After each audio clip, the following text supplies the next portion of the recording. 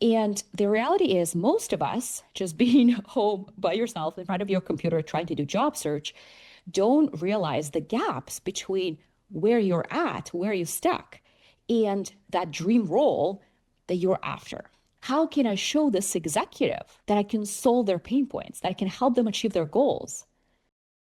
Welcome back to the Career Dive podcast. Today's episode is a little bit different. I'm going to be sharing a recording of a real live session that I hosted just a few weeks ago. Now, this session was special because we asked you to apply to join us because we wanted to make sure that we bring together a room of people who are all ambitious, mid to senior career professionals, all actively job searching right now with big goals to have that aligned multi-six-figure role. And when we went through your applications, what happened was we realized that there are 4 core themes that are coming up for most of those people. And in this session, I'm actually sharing those core 4 themes, and I share how to look at them differently, how to work through them. I give you actually very specific exercises, actually the same exercises that we do with my clients. And you also will hear real scenarios, real live people talking through, hey, here is what I'm doing, here's where I'm getting stuck, and we work through that together. So we have split this live session into 2 episodes. And in today's episode, we're covering the first 2 of the 4 core themes.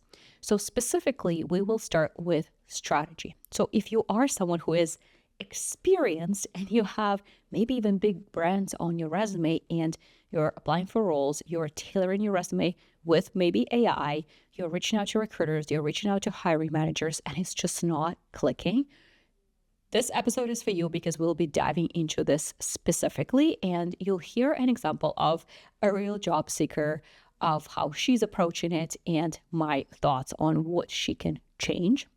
And then the second theme that you'll hear today is getting really clear on what is it that you're looking for.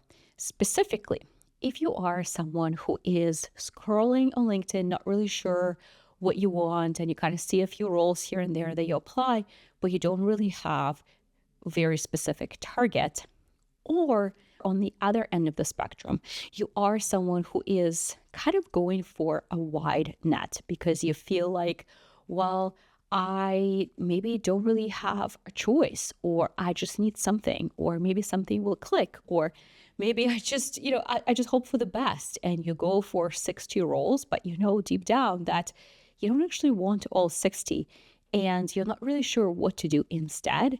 Again, that's the second theme that we'll be talking about in this episode. And one final note before we dive in, this episode was not recorded as a podcast, so the quality might be a little bit different. With that, let's dive into the podcast. Over the last 5.5 years now, I have helped over 1,000 mid to senior professionals land their dream 6-figure roles. And I'm really good at job search. I'm really good at teaching job search and helping you master job search so that you land those aligned senior roles with ease. Based on everything we've heard from you, based on your applications, that you have that experience, you have that senior experience and that expertise, but something is just not working. Now, when we asked you, hey, where are you getting stuck? What's going on? Here are some of the answers that we hear from you. I'm not landing interviews. I'm getting rejected. I'm being ghosted.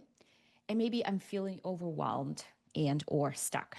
So it seems that that's the problem, right? Seems pretty straightforward. That said, I want for you to really hear this. Not landing interviews is not the problem. It's a symptom of the problem. When you're overwhelmed by job search, you're burned out. Again, it's a symptom, not a problem. Now, I want for you to hear that you're not alone. It's very hard to be your own doctor and to diagnose the root cause of what's actually going on, what the problem is. Why is it that you're not landing interviews? Why is it that you're getting ghosted? Why is it that you're not landing offers? Why is it that you're feeling burned out?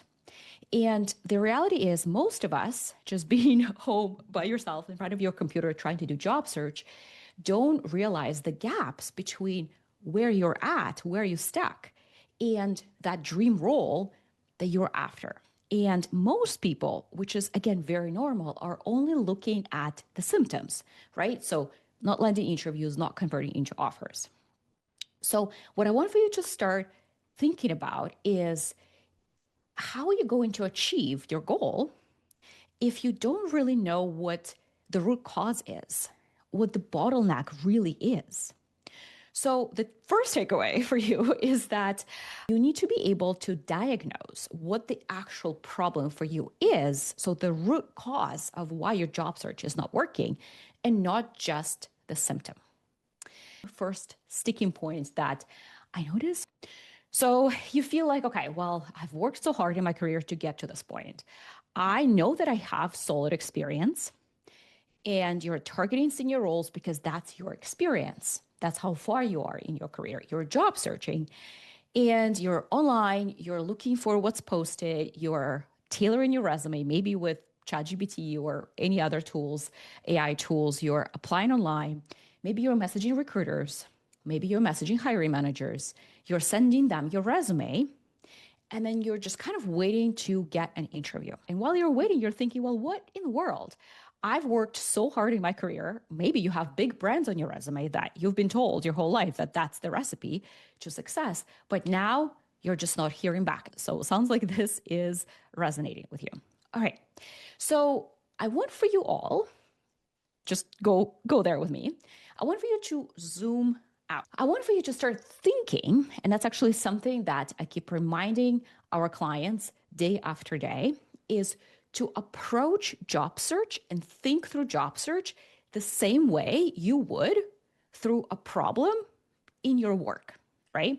So think like someone in that multi-six-figure role, right? So let's say you're in that job and you want, there's a project opening up on a team kind of adjacent to you, and you really want to get on that project, right? Or there's a client that you want to try to land. How would you approach that? How would a senior professional making multi-six figures approach a problem like that at work? How would they show up with stakeholders, clients, senior executives, other leaders that are on that project? Would you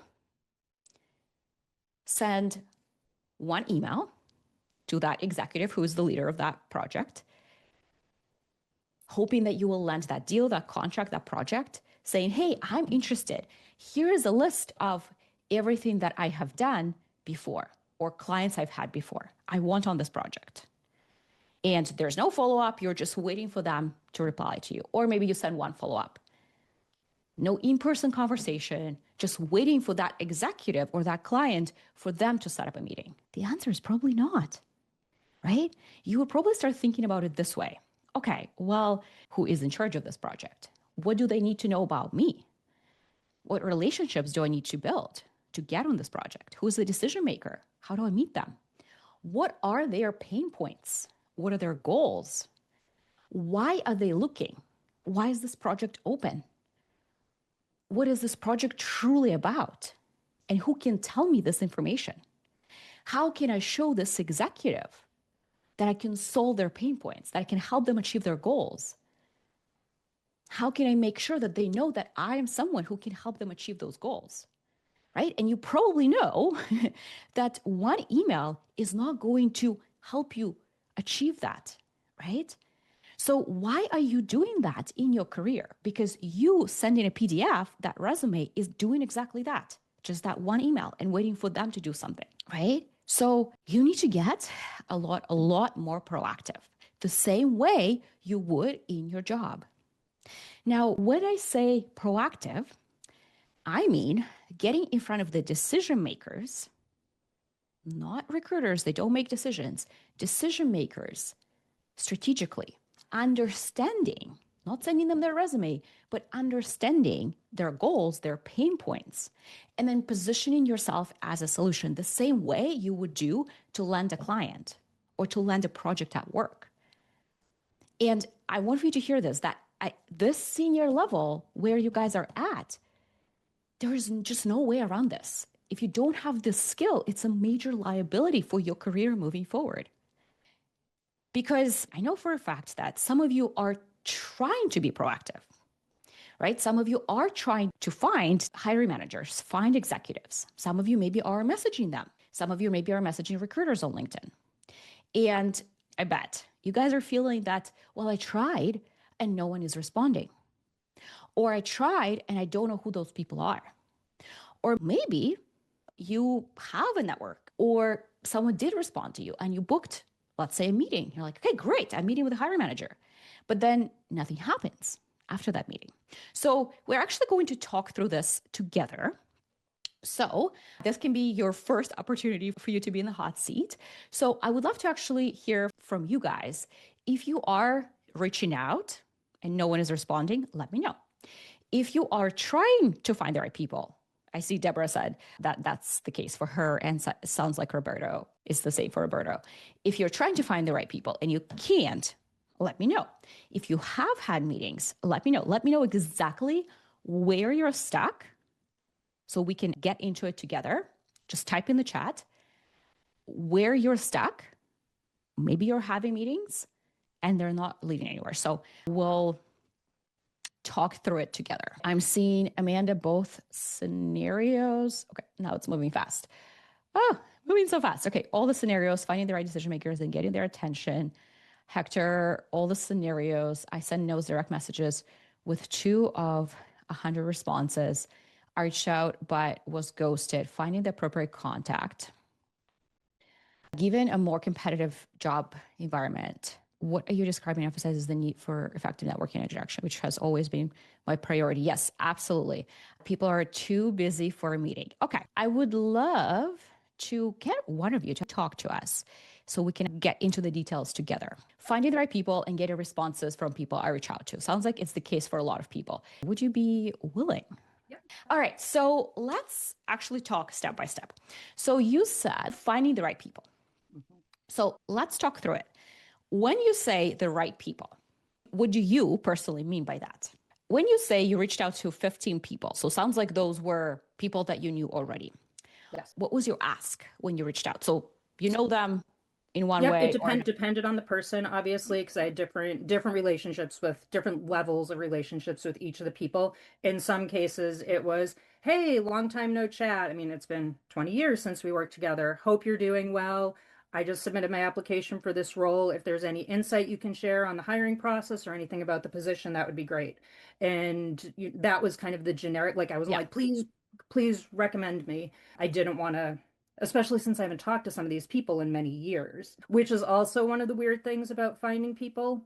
When you haven't had constant contact, it's like, okay, now I'm reaching out because I need you. And that's something that I'm taking from this job search is I need to do that even when I get placed in a role. So okay. And then my follow-up question to that is when you say, I'm trying to, craft my message to the VP or to the hiring manager, what does that message look like? What's kind of the concept of that message? Well, I'm still working on it, but what I'm envisioning the message is, hi, my name is Jessica, telling a little bit about my background, what I do, and what I've been known for doing, and which is essentially transforming inventory and planning teams in a much more eloquent way than what I'm saying right now. But basically pitching myself as I can be the person, and here are some things I've done, and let's chat. Cool things about me. Let's chat. Mm-hmm. Okay. That's what I'm planning. Okay. So I am going to give you a little bit of tough love. Do it. Do it. That's why I'm here. And I want for everyone to really hear what I'm saying here. So for your guys' perspective, I did networking for a living for a number of years. I worked in sales, and specifically, I worked in recruitment sales. So my job, quite literally, was to find hiring managers, so pretty senior executives. They didn't know who I was, get them to meet with me, book a meeting with them, lead that meeting strategically, learn about their project, what's coming down the pipeline, get them to like me so that they can hire from me. So exactly what you guys are trying to do. And I have done that over 1,000 times. And here is kind of the big takeaway that I want for everyone to have and to hear today is that you guys are making networking about you. And I know I'm kind of going to pick on you because you came into the hot seat. So we're just going to continue picking your approach and your messaging. So appreciate you being vulnerable here in the hot seat. But what you're doing is actually very common. That's actually what most people do. And that's how most people think through networking and approach networking. Where, hey, we haven't talked in 20 years. How are you? By the way, I applied for this role. Mm-hmm. Well, it's been 20. Like, why would I care? Like, it just doesn't feel very good when you do that on the receiving end. It feels very much about you, right? Mm-hmm. Now, when you reach out to a VP or a hiring manager, whoever, and it's a cold outreach, and you make it, hey, all the cool things that I've done over the last 20 years, let's talk. It screams me, mm-hmm. right? And again, it just doesn't, on the psychological, human, basic level, it doesn't feel very good. Mm-hmm. And on a human psychological level, no one wants to be sold to. Mm-hmm. And it is very much what you guys are doing. Again, everyone does that. So it's not just you, but that's how everyone thinks through networking is me. Let me pitch myself. Let's talk. And what you're doing is you're selling yourself, but it's unsolicited. Mm-hmm. That's why it doesn't feel very good. You haven't gotten to the point, I want for you to hear this. You haven't gotten to the point with this person to pitch yourself yet. So, a couple of things to keep in mind when you say, hey, I can't find the right person. I can't find the hiring manager. That is probably going to happen when the role is already posted, right? So two things need to happen. When the role is already open, your first instinct is always, who do I need to talk to? Not just one person, because the role is already posted. The chances of you finding the right person, reaching out to them today, and then responding later today, and you booking a meeting tomorrow, the chances are pretty small because that person needs to be on LinkedIn, needs to be active, they need to respond, they need to be available. So one person on the hiring team is not enough. What I tell my clients is that, sure, if you find the hiring manager, great, and you can reach out to them, great, but that's not enough. You need to reach out to everyone else on the team. And hey, let's also include people on the adjacent teams. Because what you need is in the next few days, when the role is already there, you need for someone, at least one person to respond, to book at least one meeting so that they can now introduce you to more people, to the right people. Because time is of the essence here. Second piece with kind of thinking, okay, the role is already open. But what simultaneously you need to be doing is looking at companies, Target, for example, that in your case, that you want to work for. And it doesn't matter whether there is a role posted there today or not. It's actually kind of a little bit late. And thinking, hey, I really want to work in supply chain at Target. Okay, well, who do I need to meet in supply chain at Target? Who has the power to hire me when they are hiring? So they are not scrambling last minute, but they already know you. So it feels very natural. You're that natural next step for them. Okay. Now, in terms of your approach when it's a target company is still the same. Okay, well, sure, this is the one VP I need to meet, but chances are you need to meet multiple people before you meet the VP. In fact, that's a good thing if you meet multiple people before the VP, because you'll have all this insider intel on the projects, the clients, the challenges. So when you talk to the person, you can say, I've talked to Sylvia, I've talked to Will, and here's what I've learned. Versus, hey, hello, I don't know anything. Tell me everything, right? I want for you to be prepared as that VP. I want for you to already have that intel when you talk to someone senior. So that's in terms of the people, right? That they're not responding. In terms of the outreach itself, no one cares. No Mhm. one cares. I hate to say that, but people care about them and their problems. People don't care about strangers on the internet. Now, from the psychological standpoint, you need to get people to feel good. You need to compliment them. You need to make the meeting and the outreach about them. Networking is learning. Networking is meeting with interesting people and learning from them. That's all that is. You saying, hey, here is my experience. That's pitching. That's not networking. Mhm. And that's why it doesn't work, because it's completely cold and out of nowhere. Okay. So that's in terms of the outreach itself. And finally, your goal with networking is always to book a meeting. Because when you say, hey, I reached out to someone I haven't talked to in 20 years and I'm asking them to help me, why would they? You haven't talked in 20 years. You haven't gotten to that point yet. You need to rekindle that relationship. You need to meet with people first, always. And you need to learn how to lead that meeting strategically. It's not about you pitching, it's about learning. Back to what networking is, it's about learning. And then at the end, we strategically ask for the path forward. So it's a skill, actually leading that meeting strategically so that it leads to something, to more introductions, to opportunities, is a skill. And I want for everyone to hear that if you don't have this skill at this level of your career, this is a liability at this level of your career, because you get into that role and then you need to have this skill to now network internally with those executives.